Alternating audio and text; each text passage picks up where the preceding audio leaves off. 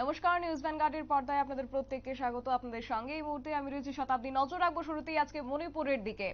মণিপুর থেকে ফের একবার গ্রেপ্তার হয়েছে বাম জঙ্গি সংগঠনের নেতা এবং 9 জন কেসিপি জঙ্গি সংগঠন আটক করলো, জঙ্গিকে আটক করলো মণিপুর পুলিশ। এবং অন্যদিকে জানা গেছে যে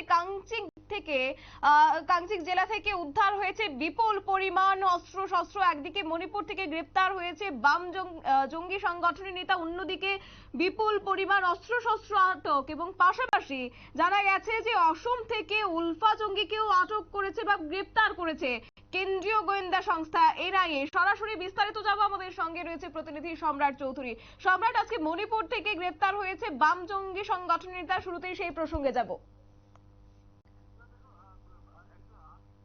সংগঠন গ্রেপ্তার যেটা হয়েছে সেটা হচ্ছে গতকাল মণিপুরের যে একে বাম সমর্থিত জঙ্গি সংগঠন রয়েছে কাংমেই কমিউনিস্ট পার্টি, যেটা পিপলস ওয়ার গ্রুপ বলেও পরিচিত, সেই দলের কিন্তু এখন পর্যন্ত 9 জনকে গ্রেপ্তার করেছে মণিপুর পুলিশ।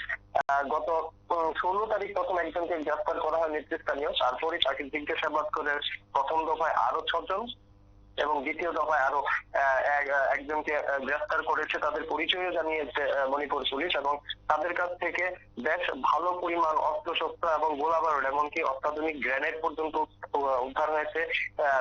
স্নাইপার রাইফেল, যদিও এগুলো দেশি মানে প্রযুক্তিতে তৈরি স্নাইপার রাইফেল উদ্ধার হয়েছে এবং সঙ্গে বুলেট, মোবাইল ফোন, মোটরসাইকেল এগুলি উদ্ধার হয়েছে। দেখো শতাব্দী, মণিপুরের যে বর্তমান পরিস্থিতি সেগুলিকে নিয়ন্ত্রণ করার জন্য কিন্তু বেশ দীর্ঘ কয়েক মাস ধরে কিন্তু কেন্দ্র সরকার যৌথ নিরাপত্তা বাহিনী ও ভারতীয় সেনাবাহিনী মিলে যেটা করছে, বিভিন্ন সন্দেহজনক যে জঙ্গি সংগঠন রয়েছে তাদের যে নেতৃত্বরা রয়েছে বা সন্ত্রাসবাদীরা রয়েছে তাদের গ্রেফতার করা এবং তাদের নিরস্ত্র করা, এই পদ্ধতি ব্যবহার করে কিন্তু গোটা মণিপুর জুড়েই কিন্তু তল্লাশি চালিয়েছে যৌথ নিরাপত্তা বাহিনীর যে জওয়ানরা। এর মধ্যে কাকচিং জেলাতে একটি হামলার খবর ছিল পুলিশের কাছে সূত্রের খবর ছিল যে এই যে পিপলস ওয়ার গ্রুপ কাংগুই জেলায় একটি করতে পারে বলে তাদের কাছে খবর ছিল এবং সেই অনুযায়ী গোটা জেলা জুড়ে গত 14 তারিখের পর থেকে দফায় দফায় পুলিশের তল্লাশি অভিযান চলে এবং তল্লাশি অভিযানে এই পর্যন্ত যে 9 জন নতুন জঙ্গি সংগঠনের সদস্যদের গ্রেফতার করা হয়, অস্ত্রশস্ত্র উদ্ধার করা হয়। এই যে জঙ্গি সংগঠন এদের বেশ কয়েক দশক আগের জন্ম হলেও 2023 সালে এই সংগঠনটি কিন্তু নিজেদের এই মণিপুরের যে বর্তমান পরিস্থিতি, মেইতেই এবং কুকি সম্প্রদায়ের মধ্যে যে জাতিগত সংঘর্ষ, সেই সংঘর্ষে নিজেদের জড়িয়ে নেয় এবং পরবর্তী সময় তারা সশস্ত্র আন্দোলনে নেমে পড়ে। এই মানে মৈত্রী যে গোষ্ঠী রয়েছে, মেইতেই গোষ্ঠীর পক্ষে কিন্তু এই জঙ্গি সংগঠনটি কাজ করছে। যদিও অন্যান্য যে জঙ্গি সংগঠন গুলি জাতি সংঘর্ষে জড়িয়ে রয়েছে তাদের কিন্তু কুকিদের হয়ে সন্ত্রাস করার অভিযোগ রয়েছে। এরকম একটি পরিস্থিতি এবারে মৈত্রী সমর্থক একটি সংগঠনের 9 নেতৃত্বকে পুলিশ গ্রেফতার করেছে এবং তাদের থেকে গোলাবারুদ উদ্ধার করেছে। এদিকে আসামের যে নিষিদ্ধ জঙ্গি সংগঠন রয়েছে উলফারও এক সদস্যকে গ্রেফতার করেছে পুলিশ, যদি এই ব্যাপারে বিশেষ বিস্তারিত তথ্য পাওয়া যায়নি। তো গোটা নর্থ ইস্টেই কিন্তু আবার উগ্রপন্থী সমস্যার যে উগ্র সমস্যা, তার জন্য কিন্তু এই প্রত্যেক সন্ত্রাসবাদীদের গ্রেফতার এবং তাদের নিরস্ত করা, এই পদ্ধতিতে কিন্তু প্রশাসন এগিয়ে যাচ্ছে। শতাব্দী, একেবারে সম্রাট, যেহেতু এই 9 জন কেসিপি জঙ্গিকে দফায় দফায় আটক করা হয়েছে, তারা দীর্ঘদিন ধরে কোথায় ঘাঁটি কেটে বসেছিল এবং কতদিন ধরে তারা সেখানে ছিল, এই বিষয়টা কি কিছু জানা গেছে? দেখো, এরা বিভিন্ন সময় কিন্তু সময় সক্রিয় থাকে, আবার বিভিন্ন প্রয়োজনে কিন্তু ওরা মানে যেটা আন্ডারগ্রাউন্ড হয়ে যায় জঙ্গি সংগঠনের ভাষায় বলতে গেলে। তবে সম্প্রতি মণিপুরের যে বর্তমান পরিস্থিতি তাতে কিন্তু মণিপুর জুড়ে যতগুলি জঙ্গি সংগঠন রয়েছে সবকটা সংগঠনের সদস্যরাই কিন্তু কম বেশি সক্রিয় এবং এই অব্যবস্থা দেখা যাচ্ছে গত 1 বছর ধরে। জাতি সংঘর্ষ কিন্তু এখন সাধারণ মানুষের মধ্যে সীমাবদ্ধ নেই, এটি একদম সশস্ত্র আন্দোলনের রূপ নিয়েছে। মণিপুরের পরিস্থিতি গত 1 বছরে আমরা দেখছি বিভিন্ন জাতি গোষ্ঠীর যে সন্ত্রাসবাদী সংগঠনগুলি রয়েছে তাদের হাতে রীতিমতো ঘাতক মারণাস্ত্র চলে এসেছে।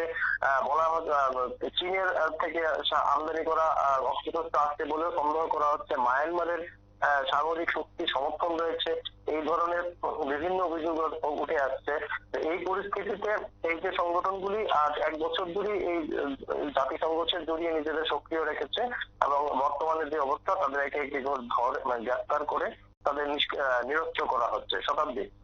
একেবারে সম্রাট, দ্বিতীয়ত আরো একটি বিষয় জানতে চাইবো। একদিকে উত্তপ্ত মণিপুর, প্রায় দীর্ঘ দেড় বছরের অধিক সময় ধরে উত্তপ্ত রয়েছে মণিপুর, এবং সেই জায়গা থেকে যেখানে উত্তপ্ত, অন্যদিকে বাংলাদেশ উত্তপ্ত রয়েছে এবং রীতিমতো উত্তর পূর্বকে বিশেষ করে হুমকি দিচ্ছে বাংলাদেশ, এবং তারা বলছে যে বাংলাদেশকে টিকিয়ে রাখতে গেলে উত্তর পূর্ব রাজ্যগুলিকে আলাদা করতে হবে, এমন বিশেষ করে তারা হুমকি দিচ্ছে।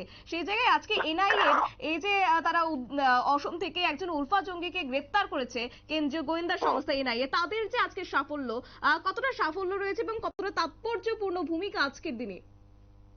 না দেখো, এটা একটি গুরুত্বপূর্ণ বিষয়। এটা লক্ষ্য করা গেছে বিগত দিনে বাংলাদেশের যে সরকার ছিল সেই সরকার থাকাকালীন কিন্তু উত্তর পূর্বের জঙ্গি সংগঠনগুলির যে ঘাঁটি ছিল বাংলাদেশের, তার বিরুদ্ধে কিন্তু যথেষ্ট ভালো ব্যবস্থা নেওয়া হয়েছিল। উত্তর পূর্বাঞ্চলে যতগুলি জঙ্গি সংগঠন বা সন্ত্রাসবাদী সংগঠন রয়েছে, ত্রিপুরারও যে বড় কিছু সংগঠন ছিল বিগত দিনে এনএলএফটি বা এটিটিএফ, তাদের কিন্তু একটা বাংলাদেশের কাছ থেকে এরা বেশ সুবিধা ভোগ করতো।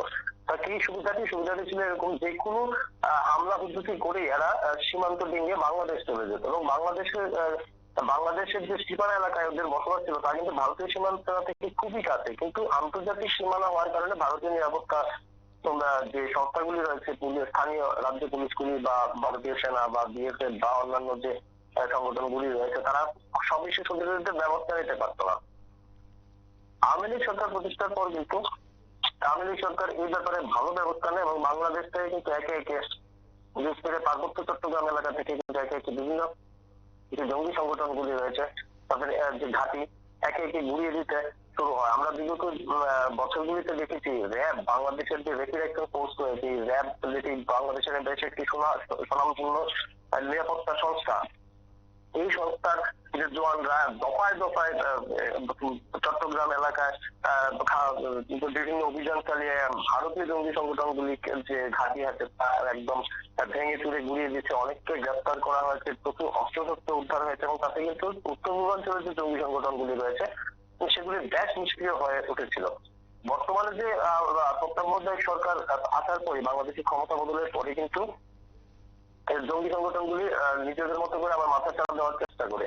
এরকম পরিস্থিতিতে কিন্তু মণিপুরও যে বর্তমান পরিস্থিতি তাতেও তো আলাদা করে গতি পাচ্ছে এবং যে উলফা রীতিমতো আসামে এখন প্রায় নিষ্ক্রিয়, তবু অফিসিয়ালি আধিকারিকভাবে এখনো উলফা অবস্থান রয়েছে। সব মিলিয়ে বাংলাদেশের পরিস্থিতিটা সম্রাট, উত্তর পূর্বের রাজ্যগুলির মধ্যে কি উলফা জঙ্গিদের আরো সক্রিয়তা রয়েছে যার দরুনই আজকে একজনকে প্রকাশ্যে আনতে পেরেছে এনআইএ? দেখো, উলফা নিয়ে কিন্তু সাম্প্রতিককালে সবিশেষ কোনো অভিযোগ নেই। উলফা অনেকটাই নিষ্ক্রিয়, দীর্ঘদিন ধরে কোনো উলফার কোনো সদস্য গ্রেফতার হয়েছেন। পুলিশ তদন্ত করছে, যদি উলফা নতুন করে আবার সক্রিয় হয়ে থাকে তাহলে সে বিষয়ে অবশ্যই আগামী দিনে খবর উঠে আসবে তদন্তকারী সংস্থাগুলির মাধ্যমে। আপাতত উলফার তেমন কোনো হুমকি উত্তর পূর্বাঞ্চল নেই, তবে বাংলাদেশের যা পরিস্থিতি সেই জায়গায় যদি উত্তর পূর্বাঞ্চলের জঙ্গি সংগঠনগুলি আবার মাথাচাড়া দিতে শুরু করে তাহলে অবশ্যই এটা ভারতের জন্য একটি আলাদা করে চিন্তা। একেবারেই ধন্যবাদ সম্রাট তোমাকে। আমাদের সঙ্গে ছিল প্রতিনিধি সম্রাট চৌধুরী এবং কার্যত গোটা বিষয় তুলে ধরেছে। একদিকে মণিপুর উত্তপ্ত, অন্যদিকে বাংলাদেশের পরিস্থিতি এক প্রকার অস্বাভাবিক এবং সেই জায়গা থেকে আজকে এনআইএ এর অনেকটাই গুরুত্বপূর্ণ সাফল্য বলে মনে করছেন এবং সেই জায়গা থেকে বাম জঙ্গি সংগঠনের নেতা 9 কেসিপি জঙ্গিকে আটক করেছে মণিপুর পুলিশ এবং সেই সঙ্গে বিপুল পরিমাণ অস্ত্রশস্ত্র উদ্ধার করতে সক্ষম হয়েছে এবং অন্যদিকে অসম থেকেও একজন উলফা জঙ্গিকে গ্রেফতার করেছে এনআইএ। নিয়ে নিচ্ছে ছোট্ট একটি বিজ্ঞাপন বিরতির সঙ্গে থাকুন।